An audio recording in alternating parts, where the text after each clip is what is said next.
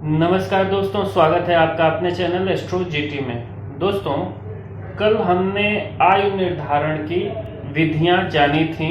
पराशर पद्धति में जो उनके लगभग 82-80 से ऊपर उनके सूत्र हैं, उनके तरीके हैं, नियम हैं आयु गणना के लिए कि किसी जातक या जातिका का कितना टाइम स्पेन है उसकी लाइफ का, अल्प आयु है, मध्यम आयु है या दीर्घ आयु है, कैसा है, यह जानने की जो उन्होंने विधियां दी उसमें से बहुत सिंपल दो विधियां हमने जानी। ऐसा इन्होंने डायरेक्टली नहीं लिखा है, बट उसमें से जो उस 82 नियम को समझ के और थोड़ा सा कंक्लूड करके निकाला है, वह मैंने आपको बड़ा इजीली चीज़ों को कैसे उसमें देख सकते हैं। उस डिटेल्ड एनालिसिस में जो उन्होंने 82-83 अपने रूल में दिए हैं उसमें न जाकर हल्का सा डिटेल्ड एनालिसिस से बच के छोटी छोटी चीज़ों को देख के कैसे आप अंदाज़ा लगा सकते हैं,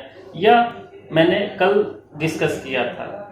अब इन्हीं जो दो छोटे छोटे रूल हैं ना, उसको हम नवमांश से चेक करते हैं। क्यों? क्योंकि नवमांश वैलिडेट करने के लिए इम्पोर्टेंट होता है, और जब जीवन और मृत्यु का सवाल हो, इतना इम्पोर्टेंट क्वेश्चन हो, उसमें क्या हम नमाज को छोड़ देंगे? उसमें तो जरूरी है कि यह जानना कि नवमांश से कैसे करेंगे, है ना।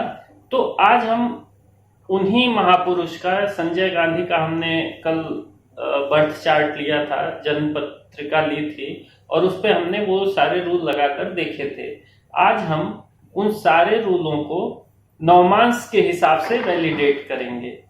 एक चीज मैं बता दूं, यहीं पे 64वें नवांश का वो आता है, 64वें नवांश का क्या कहते हैं, उपयोग आता है। 64वां नवांश मैंने आपको बताया था कि जब भी उससे जो क्रूर प्लेनेट गुजरते हैं, या जब भी उससे सौम्य भी प्लेनेट गुजरते हैं, तो या तो मृत्यु देते हैं या मृत्यु तुल्य कष्ट देते हैं। ठीक है। कल के अपने एग्जाम्पल में आपने देखा था कि उनका जो लग्न था और जो मार्केस थे, दोनों शनि ही थे, और शनि सबसे बड़े क्रूर ग्रह हैं, सबसे पापी ग्रह उनको संज्ञा दी गई है ज्योतिष में। तो जब उनका मृत्यु हुआ ना, तो शनि 64वें नवांश से गुजर रहे थे, ऐसा मुझे कुछ गुरुजन ने बताया है। हालांकि मैंने अभी ये चीज वैलिडेट करके नहीं, जो ज्योतिष में बहुत ही आगे हैं, मेरे से तो बहुत आगे हैं, मैं उनको एक तरह से गुरु ही मानता हूं। तो मैंने उन्हीं की बातों को सुन के आपको बता रहा हूं यह कि जब वह उनकी मृत्यु हुई तो उनके एसेंडेंट, यानी कि जो लग्न के कारक थे, शरीर के कारक थे, लग्न के कारक थे शनि, और जो मारक भाव के भी कारक थे, मार्केश जो थे, वह 64वें नवांश से ही गुजर रहे थे, जो कि 8वें भाव में पड़ता है। यह तो सबको पता है ना। मेरा जो 64वां नवांश वाला वीडियो जो है वो प्लीज आप जाकर देखिए, बहुत कुछ तो आपको वहीं से क्लियर हो जाता है कि 64वां नवांश क्या होता है। जब एक राशि को बहुत बारीकी से आप एनालिसिस करते हैं तो नवांश करते हैं। नवांश का हमारा सीरीज चल रहा है, तो इसी नवांश के सीरीज में आज हम नवांश चार्ट से उस रूल को वैलिडेट करेंगे, ठीक है। और यह देखेंगे कि 64वां नवांश कैसे, 64वां नवांश का तो मैंने बता दिया कि जब उससे गुजर रहे थे तो शनि कैसे, जब वहां से गुजर रहे थे तो उनका मृत्यु का जो पूरा प्रकरण हुआ आप लोग को पता ही है, वह कैसे हुआ। अच्छा, आपको यह भी पता है कि हवाई दुर्घटना में हुई, हवाई जहाज, इसके कारक कौन? शनि। तो देखो कैसे चीजें लिंक हो जाती हैं। जब ग्रह करते हैं कोई चीज तो वह कैसे उन्हीं से रिलेट हो जाती हैं। जब उसको आप एनालाइज करते हो तो निकल के आ जाती हैं। उस टाइम तो नहीं समझ में आता, लेकिन जब आप तसल्ली से एनालाइज करते हो ना, तो सब कुछ लिंक हो जाता है।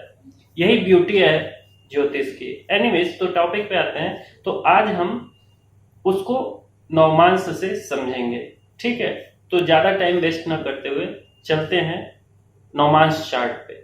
देखिए दोस्तों, यह सामने आपके लग्न कुंडली और नवमांश कुंडली है। संजय गांधी जी की।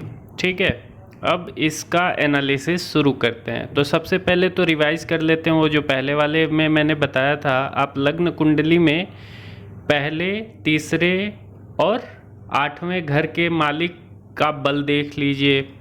यह आपके आयु को बढ़ाने का काम करेंगे।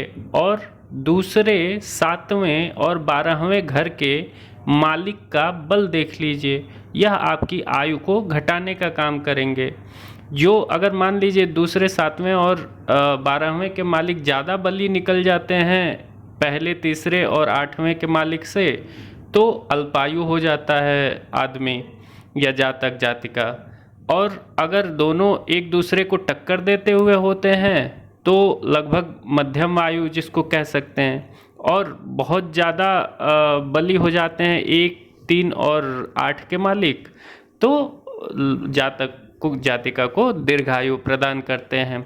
ठीक है, तो अब हमने लग्न कुंडली से कल निकाला था ना उनकी आयु, तो हम साफ साफ देख लिए थे कि जो 7 और 12 के जो मालिक ग्रह थे उनका जो बलाबल था वह सीधा डबल के करीब था जो 1, 3 और 8 के मालिक थे। यानी जो आयु बढ़ाने वाले ग्रह थे उनसे लगभग दोगुना ताकत रखते हुए जो आयु को कम करने वाले ग्रह थे वो थे।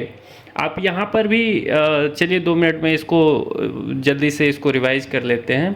देखिए, अब यहाँ पर आप पहले लग्न कुंडली देखिए। लग्न कुंडली में उसी चीज़ को मैं फिर से रिवाइज कर रहा हूँ यहाँ के लिए। अगर कोई फर्स्ट टाइम या वीडियो देख रहा है तो उसको फिर उस वीडियो पे ना स्विच करना पड़े। हालांकि अगर आप करके देख लेंगे तो और ज़्यादा आपको जानकारी मिलेगी, लेकिन फ़िलहाल मैं यहाँ भी कर दे रहा हूँ। आप देखिए, पहले के मालिक कौन बने? शनि बने। अब शनि कहाँ बैठे हुए हैं लग्न कुंडली में? 7वें भाव, मारक भाव में। आपके तनु यानी शरीर के मालिक होकर वह मारक भाव में बैठे हुए हैं। 7वां मारक भाव होता है, 7वें भाव में बैठे हुए हैं। तो वहाँ पे आपने 0 नंबर उनको दिया था, अब या 0 मार्क्स दे दीजिए। अब तीसरा देख लीजिए, तीसरे के मालिक बनते हैं जुपिटर। जुपिटर कहाँ पे बैठे हुए हैं? शत्रु भाव में। तो भी उनको 0 मार्क्स दे दीजिए, क्योंकि शत्रु भाव में बैठे हैं तो बल कम हो गया ना। ऐसा नहीं कि 0 ही रहेगा, कुछ तो बल रहेगा ही उनके पास, लेकिन वह जब बलाबल का आप एनालिसिस करेंगे तब ये सब चीज़ें देखेंगे। ये सब चीज़ इस तरह के एनालिसिस में नहीं देखेंगे। ये मैं आपको समझाने के लिए 0-0 लिख रहा हूँ। ऐसा नहीं है कि जुपिटर के पास बल ही नहीं होगा। मैं 0 लिख रहा हूँ इसका मतलब यह नहीं है। 0 आपको समझाने के लिए कि भाई बल चूंकि शत्रु गृह हो गए तो बल कम हो गया। ठीक है, तो आप 0 मान लीजिए, 0% मान लीजिए। और फिर तीसरे के हो गए। अब 8वें के मालिक कौन बनते हैं? सूर्य बनते हैं। और सूर्य कहाँ बैठे हुए हैं? अपने मित्र मंगल के घर में, 11वें भाव में। तो यह 100% इनको नंबर दे दीजिए, 100% मार्क्स दे दीजिए। ठीक है, तो यहाँ पर आपने 1, 3 और 8 के मालिकों का बल निकाला तो 0, 0 और 100%, यानी टोटल अगर आप करेंगे तो कितना मिला? 100%, यानी 100 मार्क्स कह लीजिए। अब आप किसका निकालेंगे? 2, 7 और 12 के। तो दूसरा कौन भाव है? दूसरे लग्न कुंडली का दूसरा भाव के मालिक कौन बनते हैं? शनि। पुनः फिर से शनि ही बनते हैं, लेकिन इस बार इनको 100 मार्क्स देना है। क्यों देना है? मैंने कल भी बताया था क्यों। क्योंकि यह दूसरा भाव जो है वह मारक भाव है, और मारक भाव के मालिक होने के बाद शनि बैठे कहाँ है? मारक भाव में ही बैठे हैं। जो 7वां भाव में बैठे हैं, 7वां भाव भी मारक भाव होता है।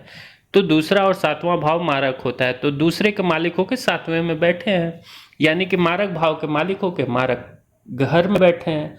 तो इनको क्या कहेंगे आप? कि मारक, एक्चुअली मारक का काम कर रहे हैं यह। ठीक है, तो यहाँ पर इनको 100 मार्क्स शनि को देना पड़ेगा आपको, दूसरे के मालिक को। अब 7वें का मालिक कौन बनता है? 7वें के मालिक बनते हैं चंद्रमा। चंद्रमा कहाँ पे बैठे हुए हैं? अपने मित्र सूर्य की राशि में, 8वें भाव में। तो इनको भी आप 100 मार्क्स दे दीजिए। तो दोनों को आपने 100 मार्क्स दे दिया, है ना।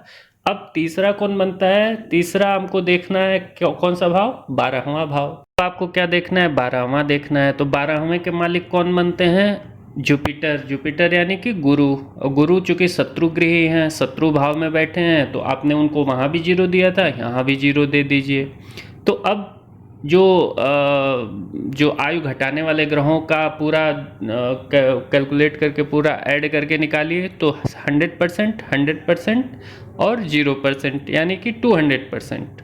तो यहाँ से आपको दिखा कि 200 मार्क्स मिले जो आयु घटाने वाले हैं, और 100 मार्क्स मिले जो आयु को बढ़ाने वाले हैं। सीधा डबल है आयु को घटाने वाले।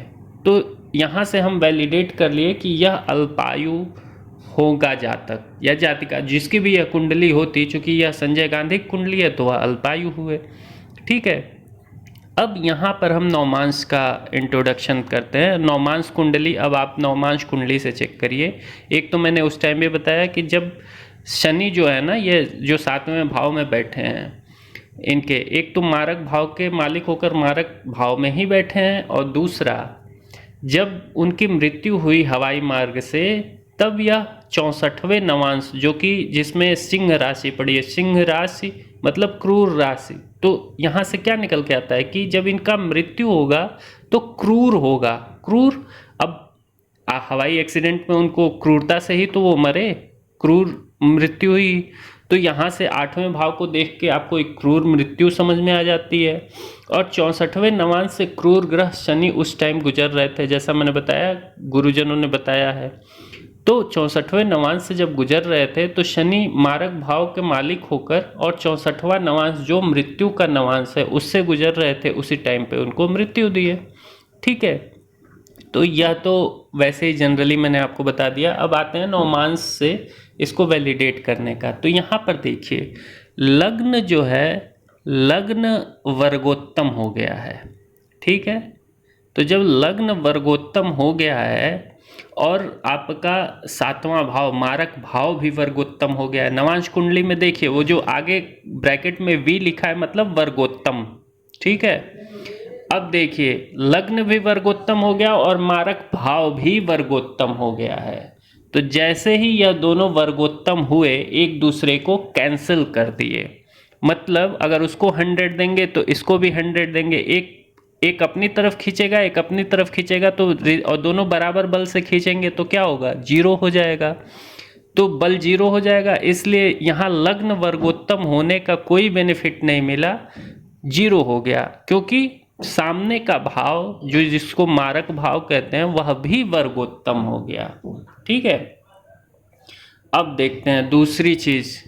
अब सारे जो आपने 2, 1, 3, 8 वाले ग्रह और 2, 7, 12 वाले ग्रहों का बल वहां से निकाला था, वही बल आप नवमांश से निकालिए। ठीक है, तो नवमांश से अब पहले घर का फर्स्ट हाउस का निकालिए। तो फर्स्ट हाउस के मालिक कौन बने थे, शनि। अब नवमांश में देखिए शनि कहाँ पे बैठे हैं, शनि बैठे हैं मंगल की राशि में। मंगल को वह शत्रु मानते हैं। ठीक है, तो शत्रु के नाते अब इनका जो यहाँ पर मार्क्स बनेगा वह 0 बनेगा। तो लग्न कुंडली के लग्न का मालिक नवमांश कुंडली में शत्रु भाव में बैठा है, तो 0 बन रहा है इनका नंबर। ठीक है, अब तीसरा भाव देखना है। तीसरे भाव, लग्न कुंडली के तीसरे भाव का मालिक कौन बना था, जुपिटर, गुरु। गुरु नवमांश कुंडली में कहाँ बैठे हैं, फिर से शुक्र की राशि में शत्रुगृही होकर बैठे हैं। तो फिर से उनका जो मार्क्स बनेगा वह बनेगा 0, है ना। अब उसके बाद क्या देखना है, उसके बाद देखना है आपको आठवां भाव। अब 8वें भाव को देखिए, 8वें भाव के मालिक जो बनते हैं वह फिर से सूर्य ही बनते हैं। अब सूर्य को लग्न कुंडली में, अब सूर्य को नवमांश कुंडली में चेक करिए, सूर्य नवमांश कुंडली में कहाँ पे बैठे हैं, तो आप देखेंगे तीसरे भाव में बैठे हैं। तो तीसरे भाव में और गुरु की राशि में बैठे हैं। तो गुरु की राशि में बैठने की वजह से यह इनको 100 मार्क्स आप दे सकते हैं, क्योंकि मित्र के राशि में बैठे हैं और लग्न कुंडली में भी मित्र के राशि में बैठे थे, तो यह इनको 100 मार्क्स दे दीजिए आप। तो यहाँ से भी आप जब जोड़ के निकाल रहे हैं तो इनका क्या निकल के आ रहा है कि 0, 0 + 100 यानी 100 मार्क्स, यानी 100% मार्क्स। ठीक है, अब निकालते हैं दूसरे, 7वें और 12वें के मालिक का। ठीक है। अब दूसरे 7वें और 12वें के मालिक चेक करिए। लग्न कुंडली के दूसरे घर का मालिक कौन बना? शनि, ठीक है।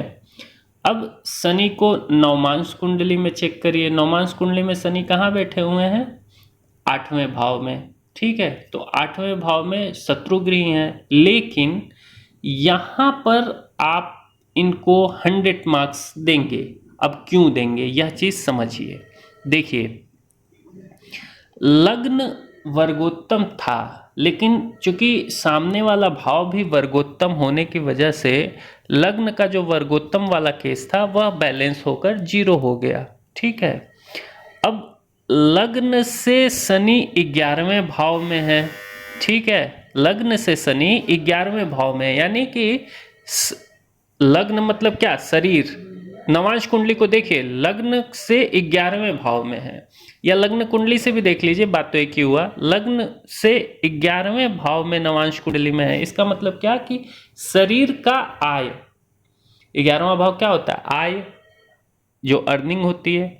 और कहां से देख रहे हैं? किसके लिए देख रहे हैं? शरीर के लिए देख रहे हैं। तो शरीर से आय, ये तो पहले वाले केस में हुआ। तो शरीर से आय यहां पर 0 हो गया जब आपने वहां पे मार्क्स 0 लिया था शनि का। लेकिन अब जब आप दूसरे भाव के लिए देखेंगे तो दूसरे भाव से यह कौन सा भाव पड़ेगा? 10वां भाव पड़ेगा, है ना। दूसरे से गिनिए, जहां 11 लिखा है नवमांश कुंडली में, वहां से गिनेंगे तो यह 10वां भाव पड़ेगा जहां शनि बैठे हैं, ठीक है। अब 10वें भाव का मतलब क्या होता है? कर्म, यानी दूसरे भाव का कर्म।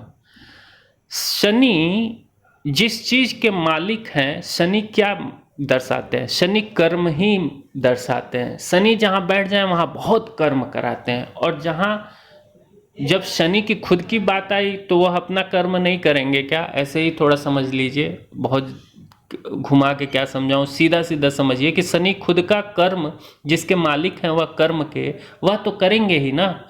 तो जो मारक भाव दूसरा है उसके लिए वह कर्म भाव बना, लेकिन तनु भाव लग्न के लिए वह आय का भाव बना।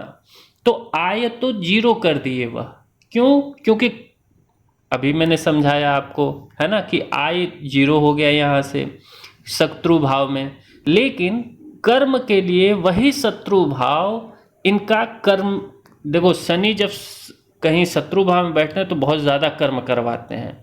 तो यहाँ बहुत ज्यादा कर्म का मतलब क्या होगा? बहुत ज्यादा कर्म का मतलब सिंपल सा होगा कि शनि बहुत ज्यादा एफर्ट डालेंगे, और जब शनि बहुत ज्यादा एफर्ट डालेंगे तो जनरली आपको दूसरे भाव का ज्यादा फल मिलेगा, यानी कि मारक भाव का फल मिलेगा। और जब मारक भाव का फल मिलेगा तो क्या फल मिलेगा? मृत्यु मिलेगी, सिंपल सी बात है।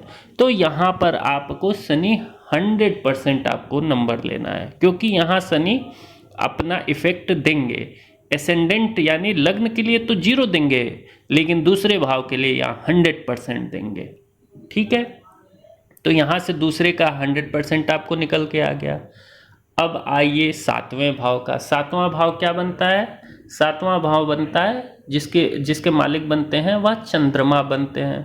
7वां भाव वर्गोत्तम हो गया था, लेकिन चूंकि लग्न भी वर्गोत्तम हो गया है तो बैलेंस होके 0 हो गया। लेकिन अब इसके मालिक को देखिए। मालिक जब लग्न कुंडली में देखे थे तो सिंह राशि में बैठे थे, तो वहां आपने 100 मार्क्स दिया था। यहां पर उससे ज्यादा बली माने जाएंगे। क्यों? मान लो कि सिंह राशि में, चलो मान लो आपने लग्न में तो 100 मार्क्स, वो तो हम लोगों ने समझने के लिए मार्किंग ये कर लिया कि 100 दे दिया आपने। अगर मान लो वहां पे आप 80-90 देते तो उसके रिस्पेक्ट में नवमांश कुंडली में तो आपको, अगर वहां 80 देते तो नवमांश कुंडली में आपको 90 तो देना ही पड़ता। क्यों देना पड़ता? देखिए वहां पर सिंह राशि में बैठे या खुद के राशि में बैठे, तो मान लीजिए आप कहीं अपने दोस्त के घर हैं, बहुत बढ़िया दोस्त है, और आप अपने घर में हैं। चलो उसके घर में भी आपको अनकंफर्टेबल नहीं होगा, इसका मतलब क्या है कि आप अपने घर से तुलना नहीं न कर देंगे, तो अपना घर तो आपका अपना घर है। तो यहाँ पर देखिए नवमांश कुंडली में चंद्रमा अपने ही घर में है, तो यहाँ सब सारे बल लेकर बैठे हुए हैं, ठीक है। तो यहाँ पर भी आपको चंद्रमा को 100 मार्क्स देना पड़ेगा। क्यों? क्योंकि चंद्रमा बहुत ही ज्यादा बली होके बैठे हुए हैं। तो 7वां भाव असेंडेंट और सातवां भाव तो एक दूसरे को वर्गोत्तम होकर कैंसिल कर दिए, लेकिन सातवें भाव का जो मालिक, जो मारक ग्रह था चंद्रमा, वह बहुत ज़्यादा बल लेकर निकल के आया। तो यहाँ पर इसको भी 100% आप मार्क्स दे देंगे। तीसरा क्या देखना है आपको, 12वां भाव के मालिक। अब 12वां भाव देखिए क्या है, 12वें भाव के मालिक कौन बनते हैं, जुपिटर, अगेन गुरु बनते हैं। और गुरु को देखिए नौमांश में कहाँ बैठे हैं, शत्रु राशि में। तो शत्रु राशि में जब बैठे हुए हैं तो क्या रिजल्ट देंगे, 0, है ना। तो यहाँ पर 0 ले लीजिए। अब तीनों को ऐड करिए तो 100% प्लस 100% प्लस 100 प्लस 0%, तो 200% यहाँ से निकल के आया 2, 7 और 12 के लिए। तो यहाँ से भी आप देखें कि जो 1, 3 और 8 के मालिक थे वहाँ का 100% निकल के आया था, और जो 2, 7 और 12 के मालिक थे उनका 200% निकल के आया। आशा है दोस्तों आप लोग को यह कंटेंट बहुत ही पसंद आया होगा, और इस कंटेंट को लाइक और शेयर जरूर करिए। यह बहुत ही इंपॉर्टेंट टॉपिक है और सबको जानना उतना ही आवश्यक है। बहुत देखो, आवश्यकता किसको है किसको नहीं, यह उस पर डिपेंड करता है। अगर किसी को किसी अच्छी चीज की आवश्यकता नहीं है तो फिर उसको देने का कोई मतलब नहीं है। तो आप वीडियो उन्हीं लोगों को शेयर करिए जिसको इसकी आवश्यकता हो। मेरे इस चैनल को सब्सक्राइब करना ना भूले दोस्तों। तब तक के लिए मुझे इजाजत दीजिए। नमस्कार।